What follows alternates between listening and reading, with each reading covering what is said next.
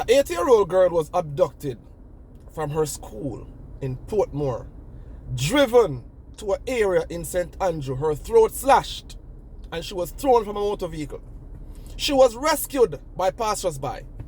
Now, Jamaica, open your eyes. Any community, any nation that does not have its citizens, normal citizens, directly involved in the crime fighting process will never rid its people of crime. Look, in developing countries, we have security response numbers that people call when a crime is in process or when they have knowledge of any crime. In Jamaica, the security response number is used for pranks. Oh, I planted a bomb over there. And that's funny. And everyone laugh until the devastation, heartlessness, and viciousness of the criminal elements reaches our doorsteps. 95% of these communities, that have these high crime rates, these residents know the perpetrators of the crime, but they feel safer among the perpetrators than if they report the perpetrators to law enforcement, because the trust between citizens and law enforcement is non-existent. When we speak of crime in Jamaica, you have the numbskulls come on social media. Oi, look at the mass shootings in Canada. Look at the shootings in America. Look at what is going on in England. Compare the population of any of these developed countries to Jamaica. Compared the crime per capita of any of these developed countries compared to Jamaica, and tell me if you don't see the difference. Jamaica now has a culture of criminality. It is a cultural problem now. It is no longer a social problem.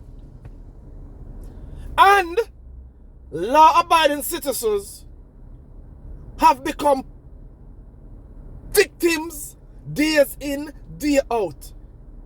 And with no one to talk to, no one to rescue them, because we have a broken system.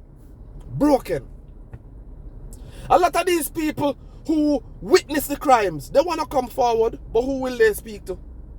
Who will they speak to? And when they speak, what happened to them? What happened to their families? That is what we need to focus on in Jamaica. When the heartlessness get to the kids and the elderly and the women, it's a different level. Different levels. And the law enforcement bodies in Jamaica cannot help. Even the ones who want to help cannot help. And then the politicians will come on the TV and say, hey, you need to rid your communities of crime. And JCF will say, hey, this is JCF Wanted Wednesdays. Help shove out the gunmen. Shove out which gunmen? When the people provide information to the JCF, how confidential is all this information? The people in them know these things. How confidential is your system? How secured am I? Is my neighbor after he or she provide the information that you guys requested? It is sad that citizens of a country feel safer living among criminals in a crime-riddled community than having a relationship with law enforcement agencies. Then you go tell me, say Jamaica now have a social breakdown, and then we are push agendas instead of fixing the grassroots problems in our nation. We have so many grassroots problems that need to be addressed now, but we're focusing on other things. Come on, Jamaica, man, wake up. The devastation is distasteful. And when these things hit the international media, it makes our national image even more distasteful to the world. Don't think I don't joke me, all these things are serious.